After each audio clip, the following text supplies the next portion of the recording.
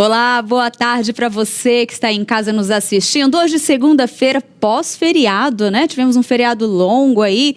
Depois escreve aqui no chat, comente o que você fez no seu feriado, como você aproveitou esses dias, ou não, você continuou trabalhando aí na sua rotina, exercendo seus trabalhos.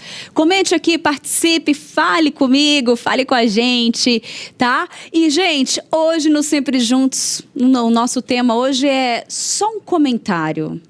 Você já viu, já esteve perto de alguém que falou isso pra você? Gostaria de fazer só um comentário. E aí, desse comentário, rendeu assim... renderam momentos tensos às vezes, né? Porque quantas vezes nós já não machucamos alguém com as nossas palavras? Ou quantas vezes alguém já também não nos machucou, né? Com palavras ali ríspidas, duras, ou com julgamentos errados. Hoje nós vamos falar sobre isso. Esse é só um comentário, muitas vezes ele é um tipo de julgamento, mas não um julgamento justo. Mas existe julgamento justo? Sim, existe. Nós vamos falar sobre isso hoje. E para falar desse tema, eu estou com ele, com o nosso pastor Leonardo Campanha. Ui, chutei o estúdio aqui, o cenário. Boa tarde, pastor. Boa tarde. Ficou muito tempo de folga e esqueceu como que é o ambiente aqui, já tá chutando tudo aí. A gente perde noção do espaço, né? É verdade, isso tem que concordar. Eu não perdi a noção do espaço, que eu continuei trabalhando, né? Normal, vida que segue. Rotina, tudo bonitinho. Feriado para quem quer feriado. Não tava querendo feriado, não. Não, mas você que tá em casa, acompanhando Sempre Juntos, você viu que a programação manteve especial, né? Nós fizemos uma maratona, né, pastor? Trabalhou dobrado na semana retrasada, na semana passada trabalhou normal. E aí, vida que segue, vida que segue. Exatamente. E hoje voltamos com as nossas atividades firmes e fortes, né? Com o nosso Deus. E você viu o que eu falei aqui, né, pastor? Às vezes a gente quer fazer só um comentário e muitas vezes a gente acaba ferindo alguém, magoando com a nossa visão do outro, né? Às vezes a gente tem uma visão, a gente sempre sabe o que é melhor para o próximo, né? E às vezes a gente não sabendo fazer isso da forma correta, que muitas vezes a motivação não é a correta, a gente acaba indo errado. Mas eu gostaria de fazer um comentário, já a primeira pergunta. Só um comentário? Eu quero fazer só um comentário. Aliás, vários comentários hoje. Mas eu começo com uma pergunta, pastor. Tem uma pergunta muito comum que é feita para todos os seguidores de Cristo. Normalmente, claro, aqueles que não conhecem o Evangelho, não são cristãos, que é referente à justiça e à misericórdia de Deus, né? Eles têm aquela visão ali, como compreender, né, um Deus que é justo e misericordioso? Porque se formos pensar, não é uma tarefa fácil, né? Como conseguir conciliar? Para nossa visão. E como que a gente vê, é real essa visão que as pessoas têm, essa dificuldade de enxergar? Tá. A primeira coisa que a gente precisa entender, existe uma dificuldade nessa compreensão. A primeira coisa que eu sempre falo aqui, o pecado afetou a todas as áreas da existência humana. Né?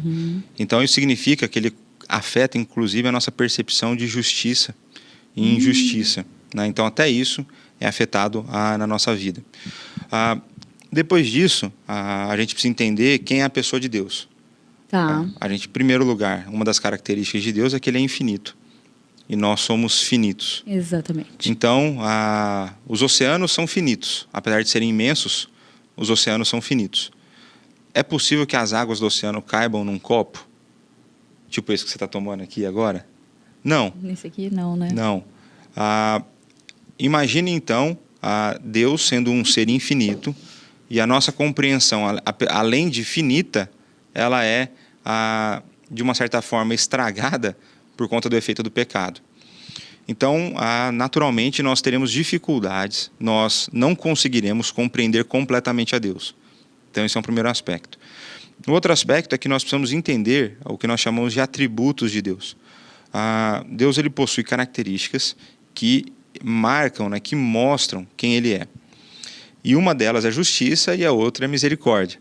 Só que a gente esquece, nesse bojo todo aí, né, que existem outras características de Deus. Porque hoje as pessoas querem falar muito do Deus que é amor. Exatamente.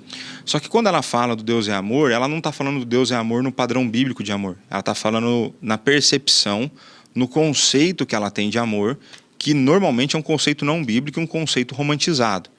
Né? Então a gente pode até pegar um dia e falar sobre o que é o amor bíblico, né? Dar uma pauta aí para outro dia.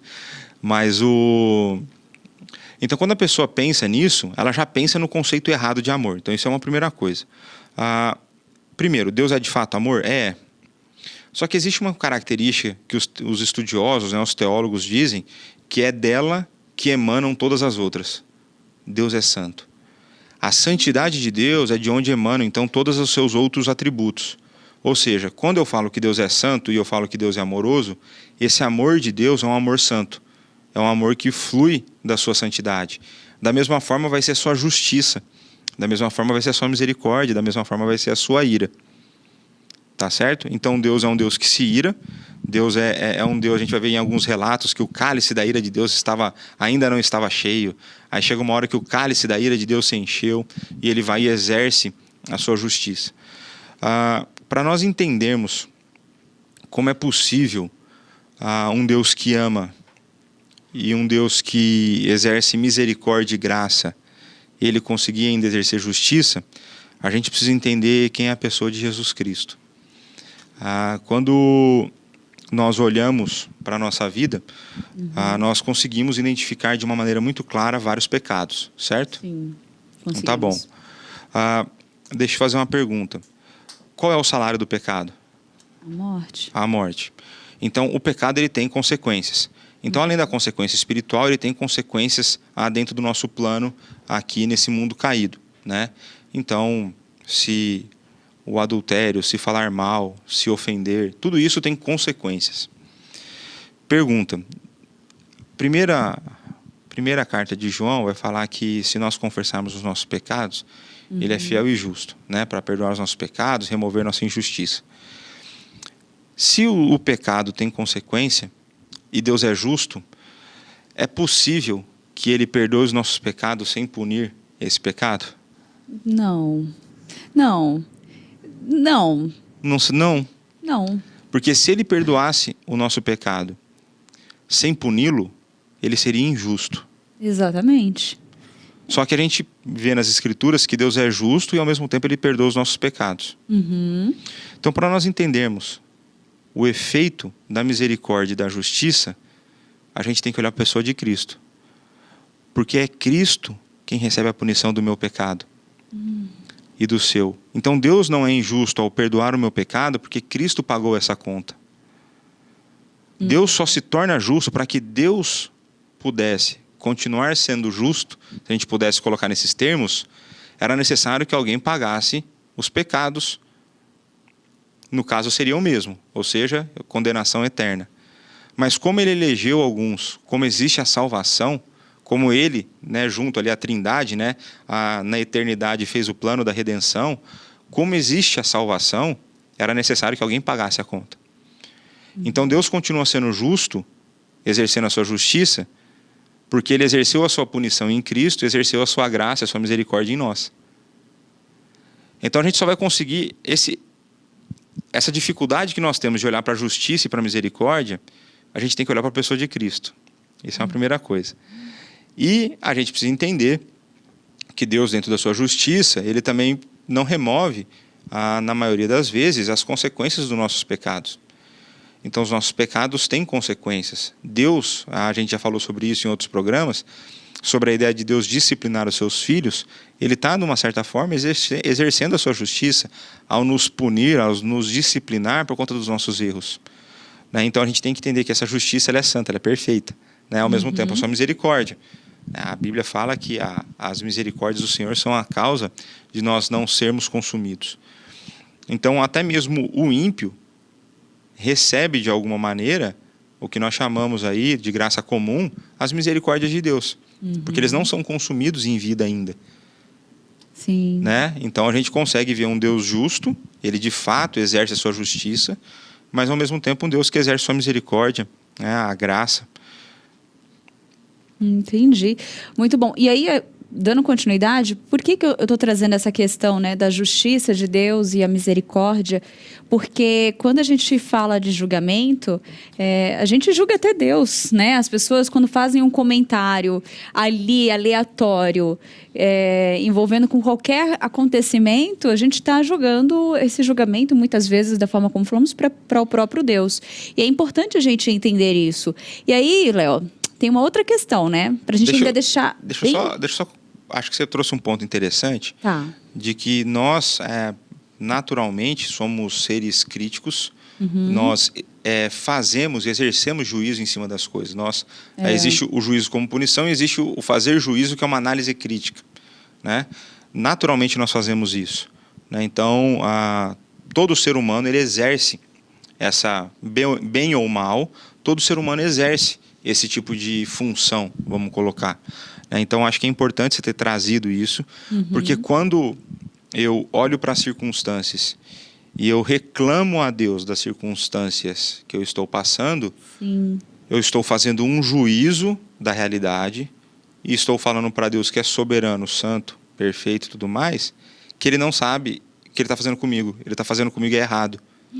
Então, de fato, de uma certa forma, eu faço um juízo diante de Deus, sobre Deus. Exatamente. Né? Então, por exemplo, Adão, logo depois da queda, falou: Senhor, a mulher que o Senhor me deu, me fizeste pecar. Olha só, gente. Ousadia e alegria ali, né? Total, né? E aí não para por ali, né? A Eva foi a serpente, Senhor. Ou seja, a serpente estava ali e Deus... Na verdade, a primeira a falar foi a Eva, né? E aí depois sobra ali para o Adão, né? E depois vai todo mundo tomando punição. É verdade. Tá lá na ordem bíblica. Tá bom. Não.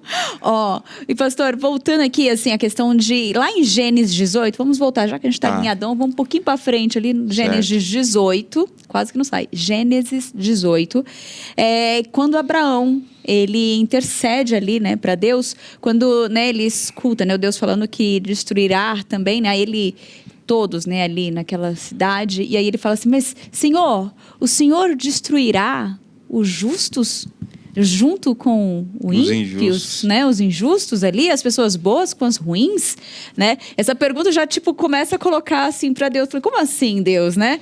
E aí, numa situação como essa, que a gente faz isso também, né? O que fazer, né? Como conciliar, né? Para deixar bem claro isso que você falou, pastor. A questão da justiça de Deus e a sua misericórdia. E eu trago isso para os dias de hoje, né? Que nós estamos vivendo. Nós estamos perdendo tantas pessoas queridas, né? Todo dia tem uma notícia, às vezes, e às vezes tem aquela pessoa tão querida, né? Que a gente ama tanto, e aí você fica, às vezes, perguntando, né? Por quê, né, Deus? Então, eu acho que lá atrás, né? Nós temos um registro e hoje ainda nós trazemos isso. Ali no caso, né? A gente vamos pensar ali em Sodoma, né? A punição que Deus manda por conta da impiedade da cidade. O sobrinho de Abraão habitava lá, Ló, né? Um sobrinho que deu bastante trabalho para Abraão. Mas a gente vê que Deus, então, resolve punir. Por quê? Porque Deus, ele é longânimo. Então, Deus é benevolente, Deus é benigno, Deus é tardio em se irar.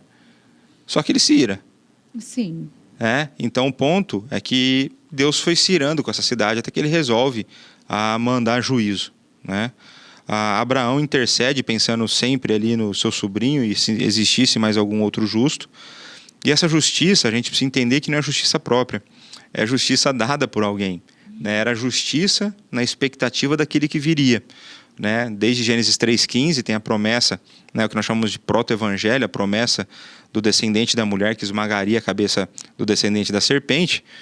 Então, quando a gente olha para isso, a justiça ela é sempre atribuída, né? Então, eu sou justo porque eu recebi essa justiça de Cristo, né? Não porque eu tenho justiça própria. E nisso, Abraão faz uma oração apelando a Deus para que ele tivesse misericórdia. Ele, de fato, exerce sua misericórdia pedindo para que Ló fugisse da cidade com sua família, né? Então, a gente vê que vai ser algo constante na história bíblica, Deus exercer o juízo, Deus poupar o seu povo, Deus poupar o remanescente fiel. A gente vai ver, por exemplo, que o povo de Deus foi levado no cativeiro e aqueles que eram crentes em Deus, né, o remanescente fiel, como é chamado, eles estavam no meio do cativeiro. Eles não deixaram de passar pelo sofrimento. As pessoas confundem, né, a pertencer a Cristo, ser parte do povo de Deus, com ter uma vida sem problemas ou sem sofrimento, né? Isso não é verdade. Agora, pulando para outra pergunta, quando a gente olha para pessoas queridas que partem, né? A gente teve caso recente aqui na igreja.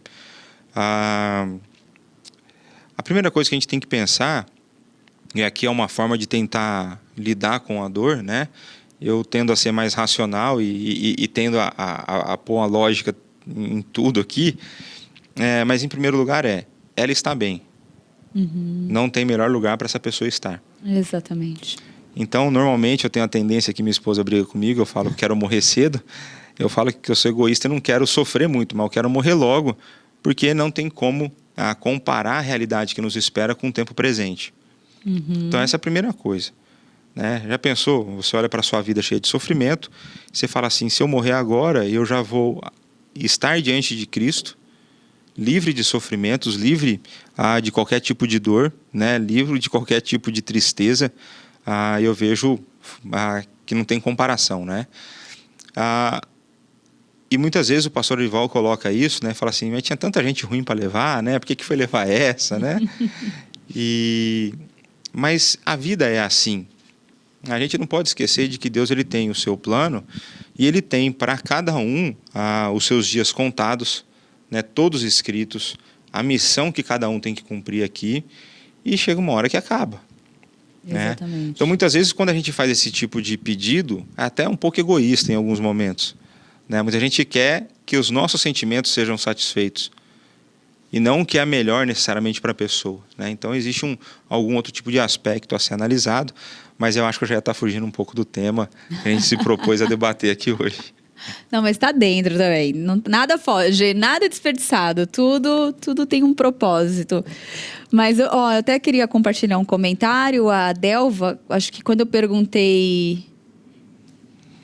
lá no começo do programa, há um delay aqui, né? Quando eu perguntei lá no começo do programa, né, para compartilhar o que fez nesses dias, né? A Delva escreveu que ela passou cuidando da saúde e assistindo as programações da IPP. Foi uma bênção. Fez bem. Olha, isso mesmo. Obrigada, Delva, né? Que bom, eu espero que tenha sido muito bom mesmo, muito conteúdo bom. Teve estreia de programa novo, né? Que é o Culto Novo de quinta. Então, vamos já avançando. participou de toda a programação, isso é excelente. E o Muricy, ele colocou muito bom o comentário, a Neide tem consequências do nosso pecado, mas o Alexandre Sérgio, ele perguntou assim, quando o pecado é perdoado, mesmo assim, tem consequências? Tem consequência, né? Eu já falei um pouco sobre isso, mas eu quero dar um exemplo que eu acho que é um exemplo muito claro, né, sobre consequências de pecado, que é as consequências do pecado do adultério de Davi com Batseba. Então, Davi se arrepende, mesmo assim o filho do adultério é morto, Deus mata essa criança, e Deus promete para Davi que a espada jamais se apartaria da sua casa. Né? Então, a gente vai ver que ao longo de toda a vida de Davi, os conflitos estiveram muito intensos e presentes na vida da sua família, né? Então, chegando a um filho querer matá-lo, dar o golpe, e por aí vai, né? Então, os pecados, mesmo perdoados, têm consequências, e isso faz parte do processo de nós aprendermos o quão ofensivo o pecado é a Deus, né? O quão profundo é o pecado, porque a gente acha que, porque Cristo morreu e pagou o preço do pecado, está tudo ok. Não. Assim, tem consequência. O pecado ele é profundo, né? O pecado tem raízes e por aí vai, né? Então, o pecado sim tem consequências, mesmo quando perdoado. Viu só, gente? E aí tem até o último comentário, eu quero ler esse aqui, a gente volta para o nosso roteiro, tá? A Delva mandou o seguinte, nós não podemos questionar a Deus o porquê das coisas acontecem com a gente, mas para que isso aconteceu, né? Acho que ela quis dizer que a gente não deve, né, questionar a Deus. A gente não deve falar, o que eu entendi sobre o que ela falou é o seguinte, olha, não é questionar se Deus está fazendo bem ou não para mim, porque a Bíblia diz que todas as coisas cooperam para o bem, mas sim no sentido de buscar entender qual é o propósito que Deus tem para isso, né? Isso vai ao encontro do que nós conversamos no programa sobre contentamento. Exatamente. De nós olharmos para a situação que nós estamos inseridos e clamar a Deus o seguinte, o que o Senhor quer que eu faça nessa situação? o que o Senhor espera de mim nessa circunstância? Né? Eu creio que é nesse sentido que a Delva fez o comentário, porque ela também estava presente nesse dia. Eu acho que ela lembrou aí. Muito bom, isso aí, olha como é bom, né? A gente ter a Delva que está sempre com a gente aqui também, acompanhando, né? E aí, a nossa próxima pergunta é isso, né? Trazendo para o nosso dia a dia, hoje aqui, né? Vamos recapitular aí o 9º mandamento, né? Você sabe qual é o 9º mandamento? Se sabe, escreve aqui antes do pastor responder, porque ele já vai ler pra gente, vai comentar. E aí, como que a gente faz esse paralelo, né? Do 9º mandamento com o nosso tema, né? De hoje, que a gente está conversando aqui. Como que a gente faça tem essa compreensão? A gente tem que fazer aqui uma conexão do que a gente começou falando e para onde a gente está chegando, que uma coisa é Deus exercer o seu juízo, a sua resposta em relação às coisas que acontecem. Então Deus de fato chega a uma conclusão e Ele faz o que Ele precisa fazer. Nós, como seres humanos, nós também fazemos juízo das coisas, né?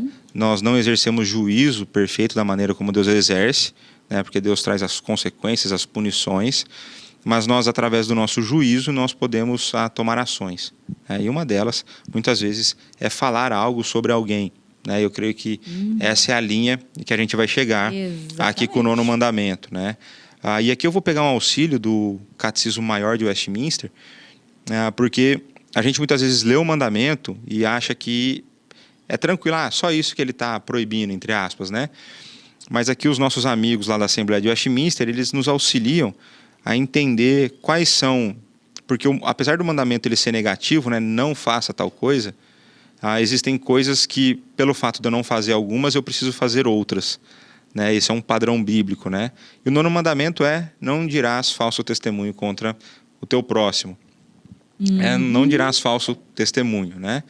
Aí vou aqui ler rapidamente a pergunta 144. Do Catecismo Maior. Quais são os deveres exigidos no 9º mandamento? Resposta: os deveres exigidos no 9º mandamento são conservar e promover a verdade entre homens e a boa reputação de nosso próximo, assim como a nossa. Evidenciar e manter a verdade e de coração, sincera, livre, clara e plenamente falar a verdade, somente a verdade, em questões de julgamento e justiça, em todas as demais coisas, quaisquer que sejam. Considerar caridosamente os nossos semelhantes, amar, desejar e ter regozijo pela sua boa reputação, entristecer-nos pelas suas fraquezas e encobri-las e mostrar franco reconhecimento dos seus dons e graças, defender a sua inocência, receber prontamente boas informações a seu respeito e rejeitar as que são maldizentes, lisonjeiras e caluniadoras, prezar e cuidar da nossa boa reputação e defendê-la quando for necessário, cumprir as promessas lícitas e empenhar e praticar tudo o que é verdadeiro, honesto, amável e boa fama. Então aqui já leu, já complicou. Né? Então vamos lá para o 145, que quais são os pecados proibidos no 9º mandamento? Os pecados proibidos no 9º mandamento são tudo quanto prejudica a verdade e a boa reputação de nosso próximo.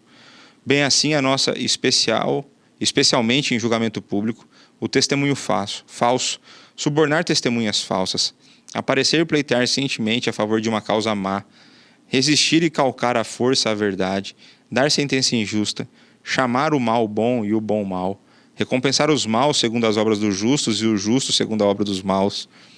Nem parece Brasil. Falsificar firma, suprir a verdade e silenciar indevidamente em uma causa justa.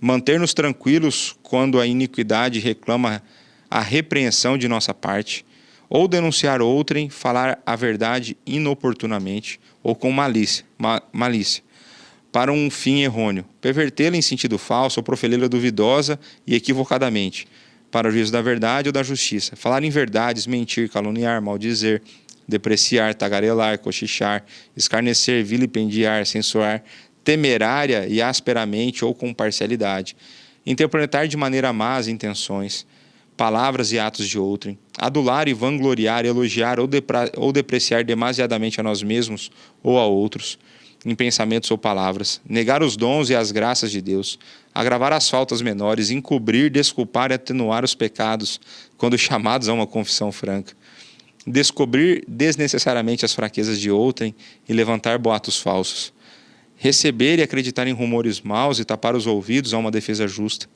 suspeitar mal, invejar ou sentir tristeza pelo crédito merecido de alguém, esforçar-se ou desejar o prejuízo de alguém, regozijar-se na desgraça ou na infâmia de alguém, a inveja ou tristeza pelo crédito merecido de outros, prejudicar, o desprezo escarnecedor, a admiração excessiva de outrem, a quebra de promessas legítimas, a negligência daquelas coisas que são de boa fama, praticar ou não evitar aquelas coisas que trazem má fama, ou não impedir em outras pessoas tais coisas até onde pudermos. Eu tô aqui chocada, né? Eu não queria usar outra palavra, não saiu outra. É só tudo isso? É só tudo isso que está no não dirás falso testemunho. Então, o que eu acho legal do Catecismo Maior é porque a gente vê ali e a gente não pensa teologicamente em cima daquilo. Quais são as outras verdades bíblicas que estão inseridas? Então, os nossos amigos ali da Assembleia, eles fizeram esse esforço e fizeram de maneira sintetizada, né, uma forma resumida, alguns poucos pecados que estão associados a isso. Então, o nono mandamento, o não dirás falso testemunho, está muito relacionado com a ideia da manutenção, da luta pela verdade, o combate da mentira. Então, a gente vê que ao mesmo tempo que eu tenho que lutar pela verdade, se eu me ausento, se eu me omito diante da mentira, eu também estou errado. Então, se eu falo mal da pessoa, eu estou errado, mas se eu deixo de falar um pecado verdadeiro na vida dela, eu também estou errado.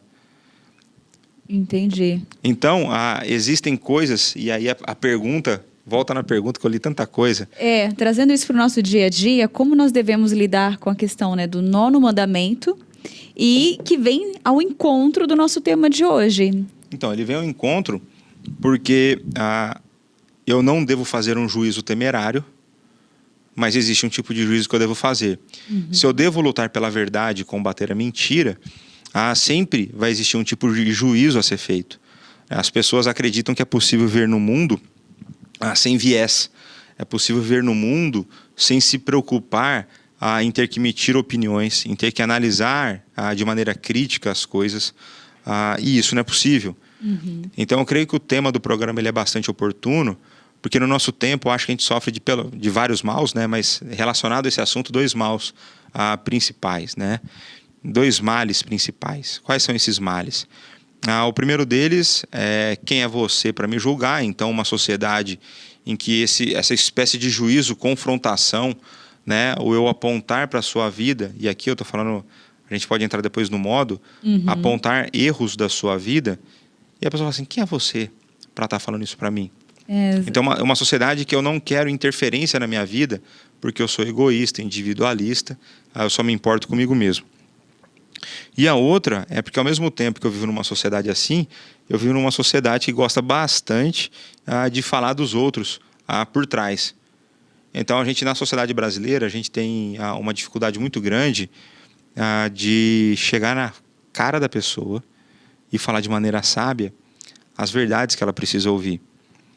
Então muitas vezes você passa por chato, né? Eu já tive algumas experiências assim, eu posso até, né? Mas assim, a gente passa por chato porque é como se a pessoa se sentisse invadida, porque ninguém gosta de ser confrontado nas suas falhas.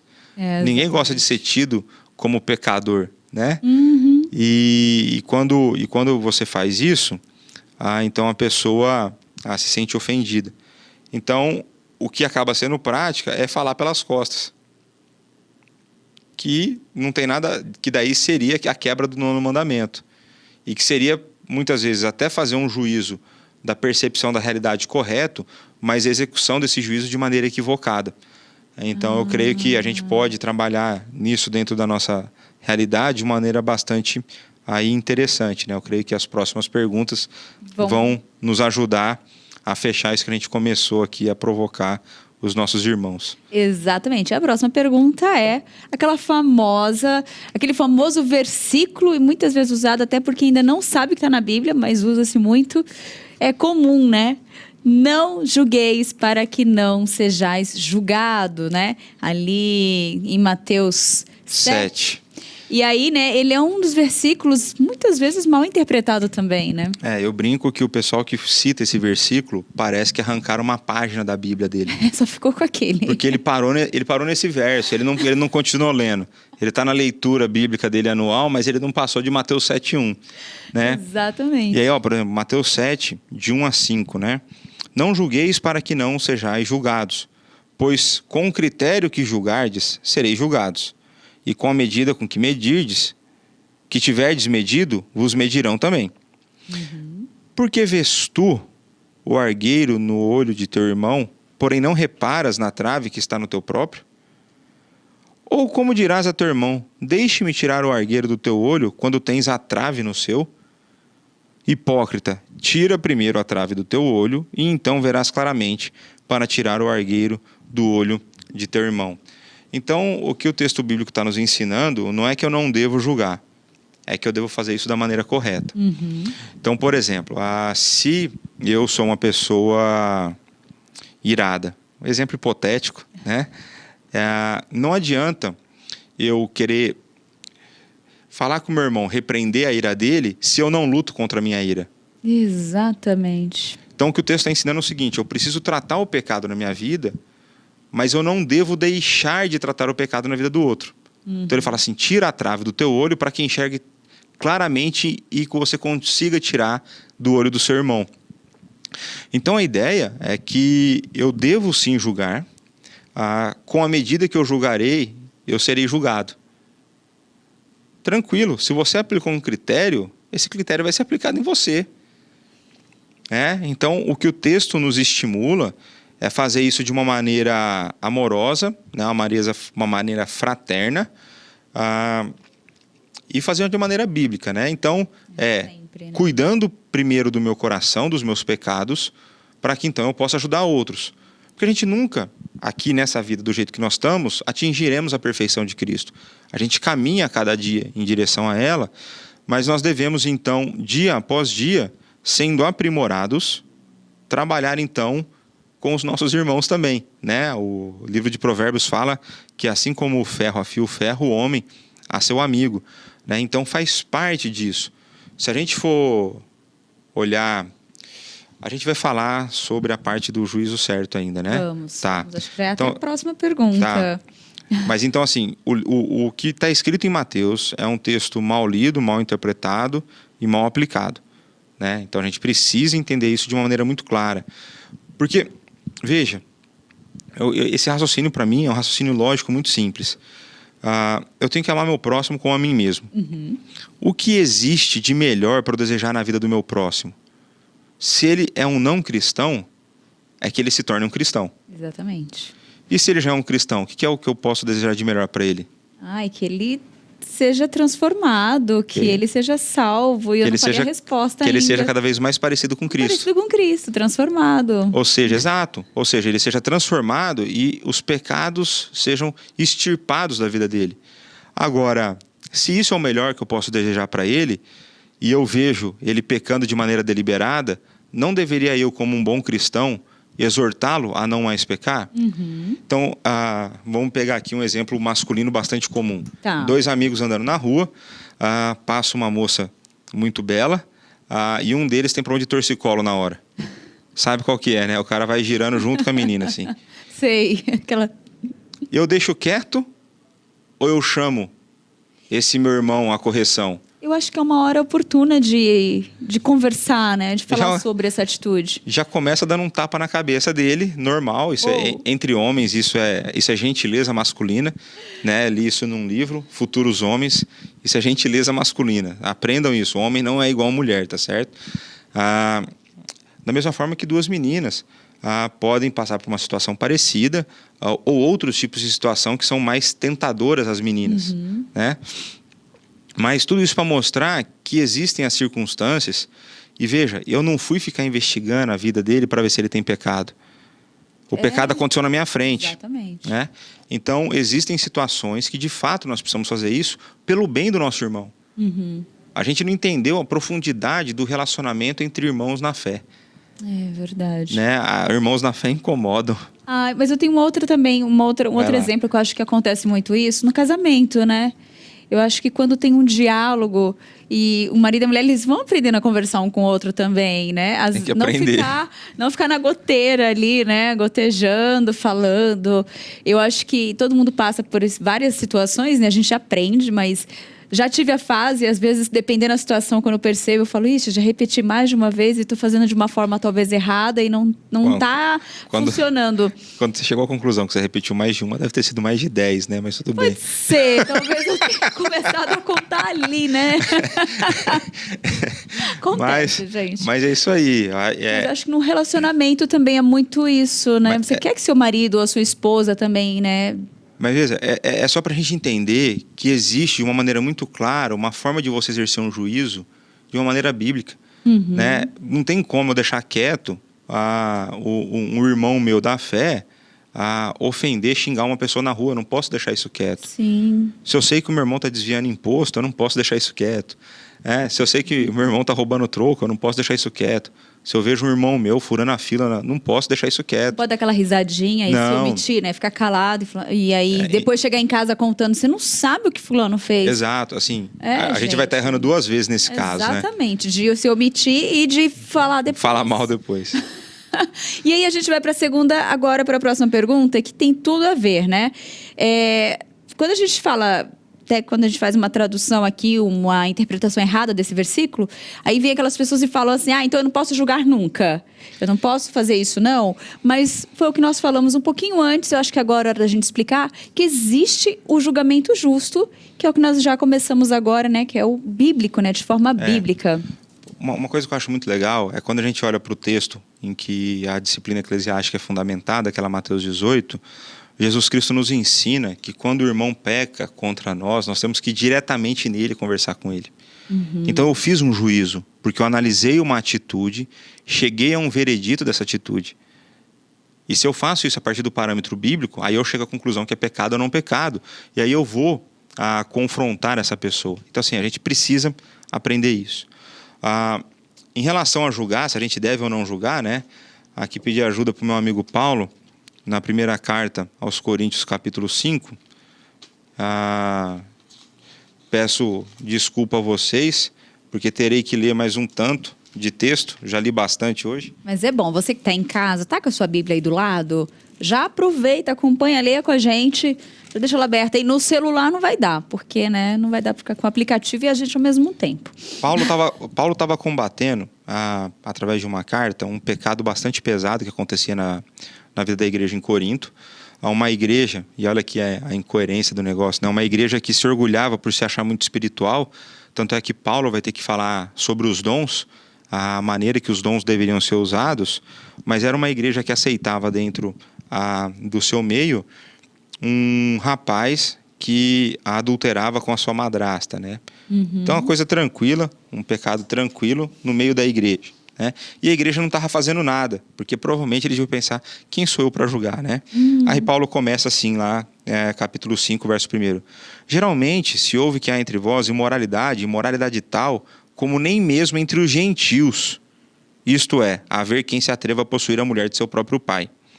E contudo, andais vós ensoberbecidos, e não chegastes a lamentar para que fosse tirado do vosso meio quem tamanho ultraje praticou. Então Paulo falou assim, vocês estão achando tranquilo, vocês não estão querendo expulsar esse cara do meio de vocês, não? Tá falando de expulsão aqui.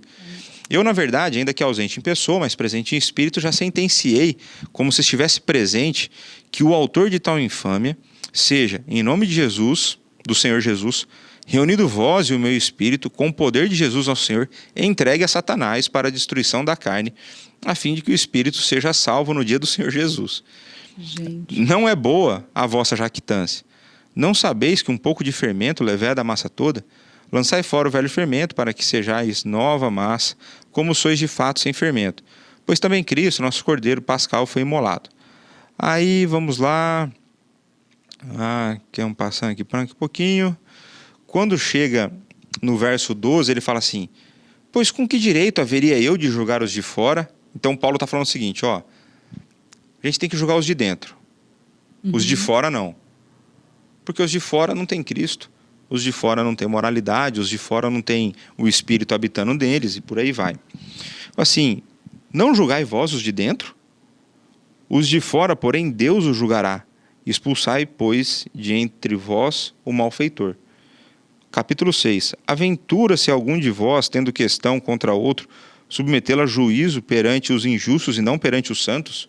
Então Paulo está falando assim, ó, numa briga entre dois irmãos, ou em algum problema entre dois crentes, ele fala assim, vocês estão levando isso para a justiça? Vocês estão levando para o STF, para não sei o quê, tal. Falou, não. Isso aqui é para resolver dentro de casa. Porque se a gente não se resolve como irmão, como que a gente vai resolver o ré das coisas? Como que a gente pode falar que é crente se entre irmãos a gente tem que levar para a justiça, né? Ele fala assim, ó, ou não sabeis que os santos hão de julgar o mundo? Ora, se o mundo deverá ser julgado por vós, sois acaso indignos de julgar as coisas mínimas? Então Paulo está falando assim, olha, um dia nós seremos chamados junto com Cristo a julgar o mundo.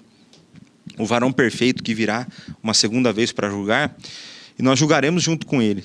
Se nós vamos julgar o mundo, nós não podemos julgar coisas nesse tempo presente. É isso que Paulo está ensinando, está lá, primeira carta do Coríntios, quem quiser rebater, está lá, né? Então o ponto é que existem coisas que nós precisamos julgar, nós precisamos ter critérios para isso, nós precisamos usar o critério bíblico, nós precisamos usar do amor fraternal, nós precisamos zelar pelos nossos irmãos, mas de fato a gente precisa exercer esse juízo. E mais uma vez, o juízo, o julgar as coisas vai passar no confronto pessoal. Exatamente. Então eu não vou fazer um juízo da Tainá, então vamos pensar aqui, uma coisa que eu nunca imaginei de você. Então eu descobri que a Tainá acha que eu sou arrogante, por exemplo. Ao invés da Tainá vir me confrontar, ela vai sair falando para todo mundo que trabalha comigo, quem está aqui na TV, quem está lá na igreja. Não, o Léo é muito arrogante, tal, não sei o quê. Só que você nunca veio me confrontar. Pode você ser. nem imagina que eu pense isso de você, porque eu não sinalizei, nunca falei. Aí vida que segue. Aí um dia eu chego, acabo descobrindo isso, aí eu resolvo falar assim, Tainá, vim te dar a oportunidade de você parar de pecar. Por que você acha que eu sou arrogante? Aí você fala assim, Léo, eu acho que quando você passa por mim, você não me cumprimenta, você fala pouco comigo, com alguma interação nossa. Eu falo assim, tudo bem, entendi, só que é o seguinte, por que eu não cumprimento? Porque eu sou meio louco mesmo. Então quando eu estou andando, pensando em outras coisas, eu nem vejo as pessoas. Da mesma forma que eu não te cumprimento, eu não cumprimento o pastor Arival, às vezes eu não cumprimento o Luiz Fernando, eu não cumprimento o Joãozinho, a Mariazinha. Léo, pode perguntar para minha esposa, né?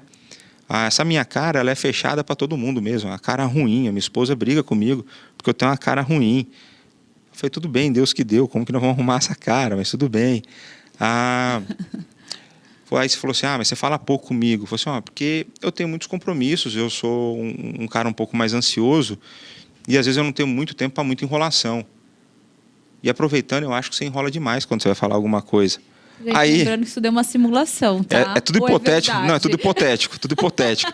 Aqui não foi nenhuma brincadeira com fundo de verdade. Nada. É só pra gente ver que num tipo de conversa desse, a gente já trata de outra coisa, que é você fez um juízo baseado numa aparência, em que você não sabia o que estava passando no meu coração. E no meu estilo de ser. Porque não é todo mundo... Veja, Deus criou seres únicos. A gente não tem que ser parecido com ninguém.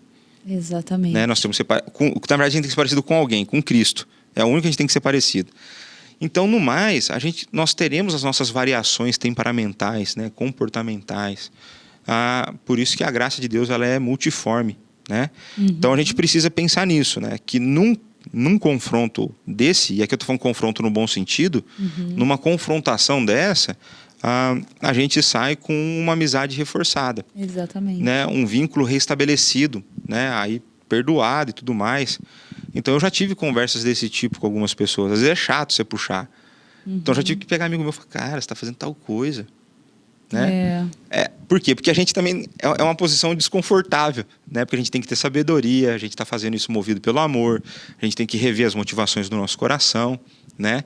Existe sim, de fato, uma maneira de ser feito isso, né? Então, parâmetro bíblico, colocando o próximo em primeiro lugar, o amando, pedindo a Deus em oração sabedoria, buscando base bíblica para suas argumentações, né? Então é uma coisa que a gente precisa aprender a fazer, se a gente de fato ama os nossos irmãos. E a gente acaba fazendo isso constantemente, às vezes de uma forma que a gente, é o que falamos lá no começo, né? O pecado, a gente cega o mundo caído, né? A gente faz as coisas, às vezes não cai a ficha. Mas eu digo, até hoje eu passei por isso, estávamos nós no elevador e os nossos pequenos adolescentes, né, descendo. E aí um deles estava bem caladinho. Sério?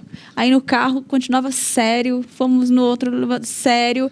Eu falei, fulano, por que você está tão calado? Mas eu estava assim, já pensando, já é a idade, já está mudando, aquelas crises, né, de adolescente. E aí a pessoa com fone, né, falou assim, porque eu estou em aula, eu estou assistindo a minha aula. E aí eu só quero ficar em paz. E eu falei assim, ai meu Deus.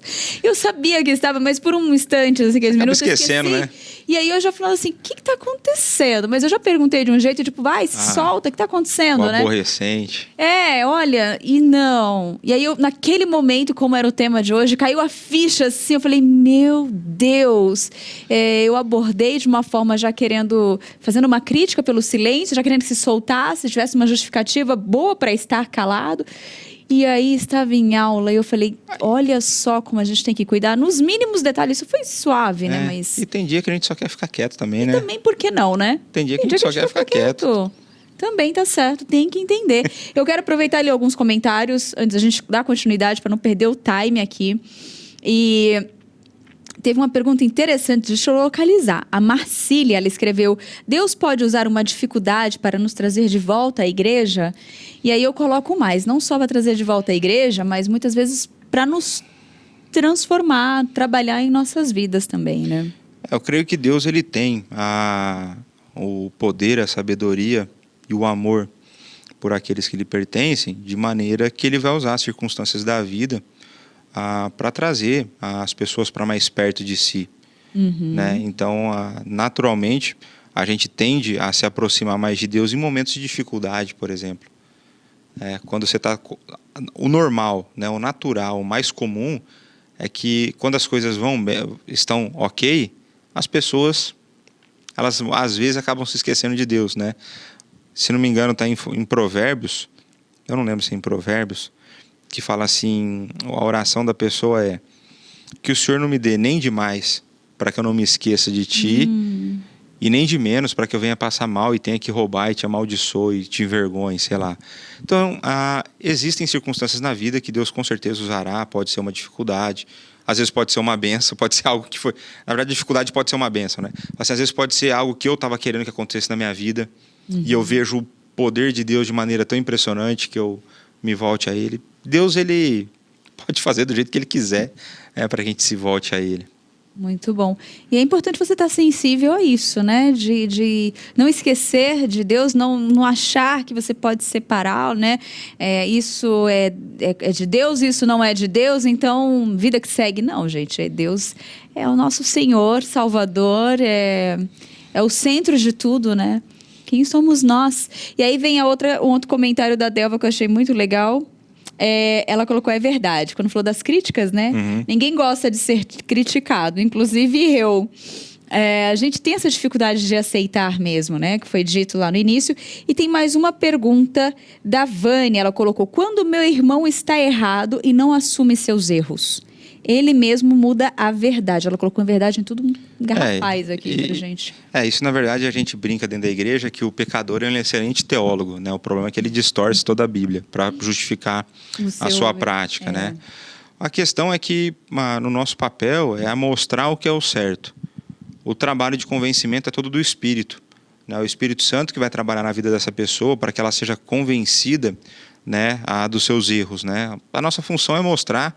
E a gente vai mostrar, a gente quer buscar mostrar isso de maneira amorosa, sábia, sem gerar grandes conflitos, sem gerar grandes problemas.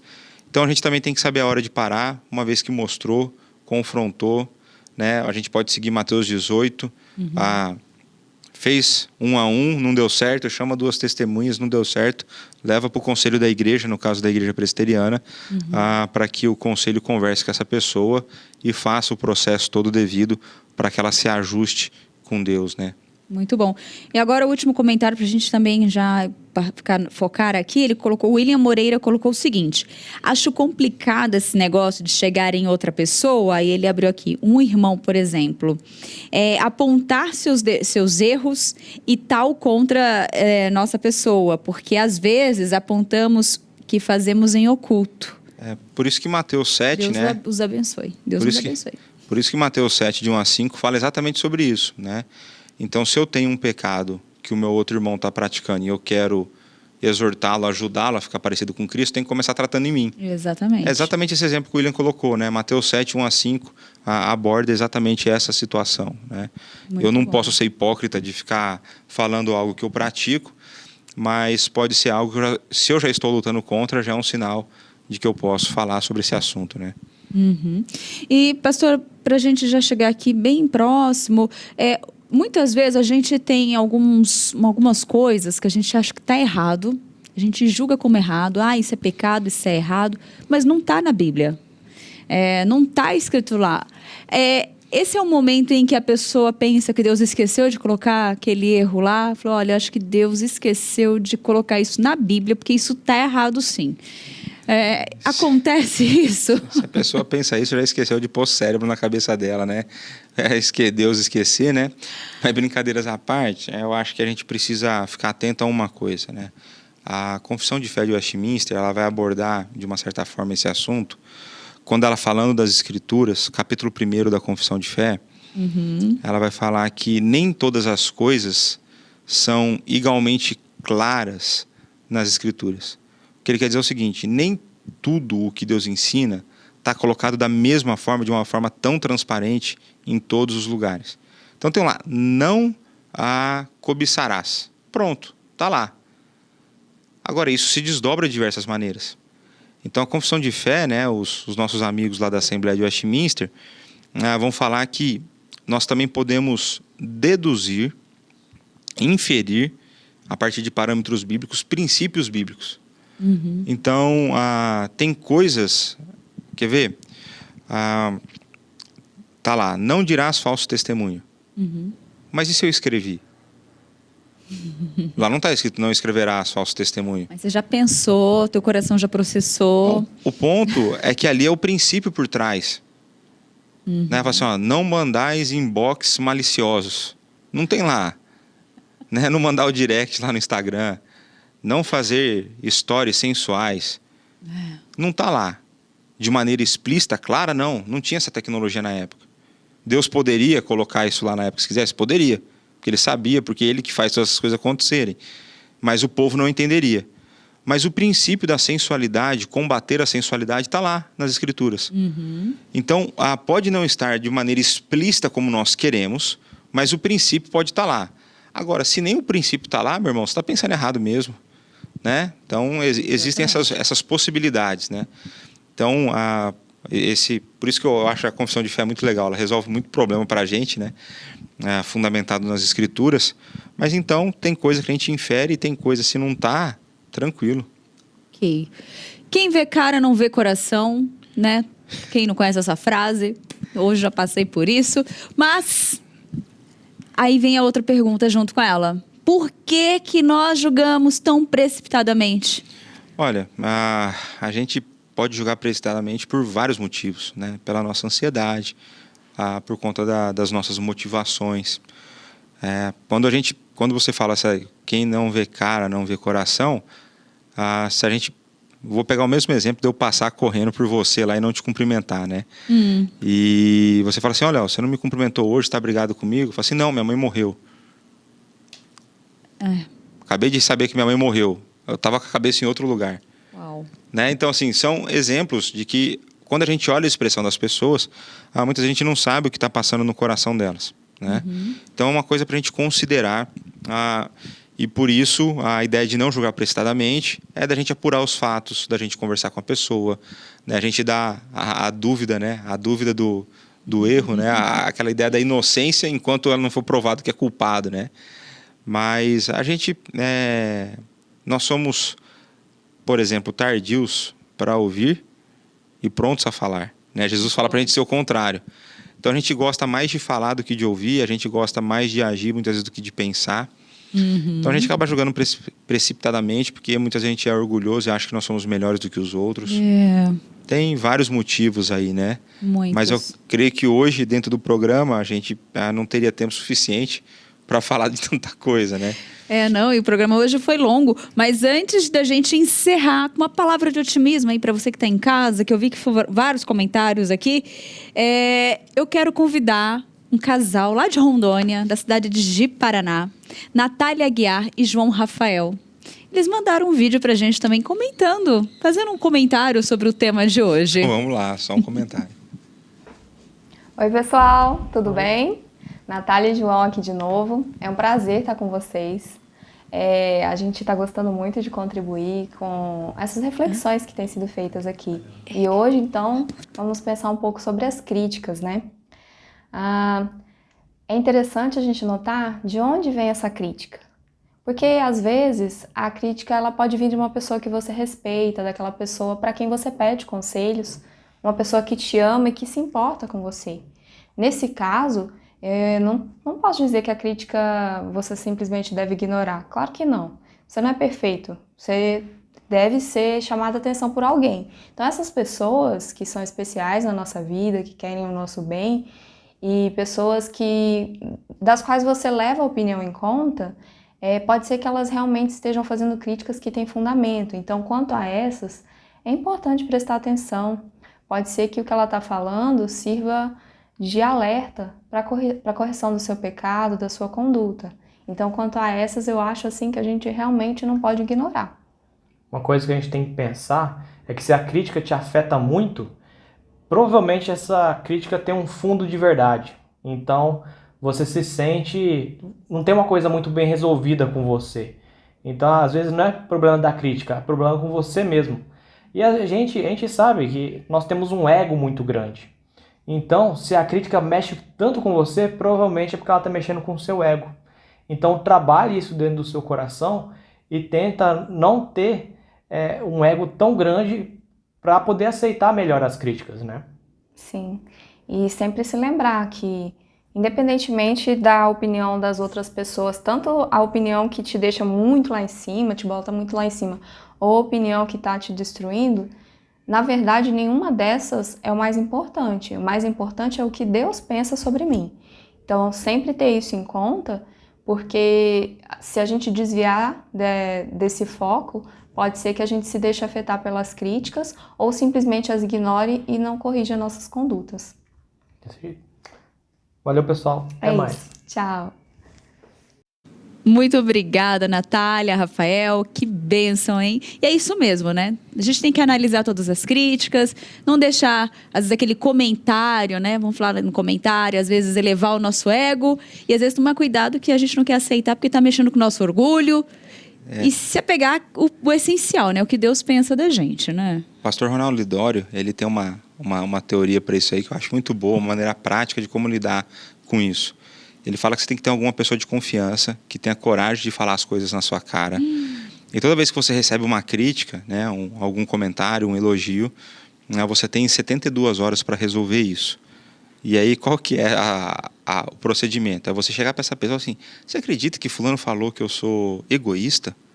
A pessoa pode falar, sim, você é, ou não, você não é.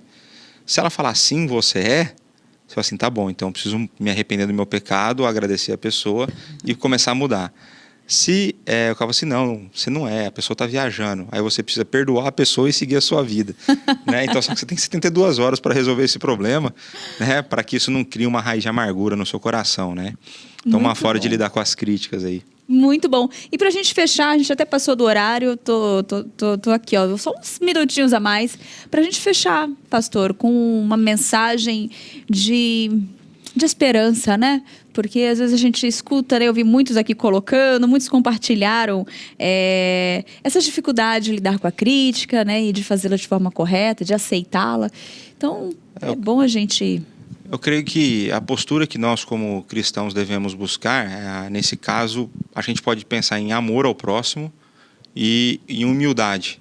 Amor ao próximo, quando eu, diante de Deus, vou buscar uma maneira correta de falar com essa pessoa a respeito dos problemas em questão, né, das críticas que estão sendo feitas.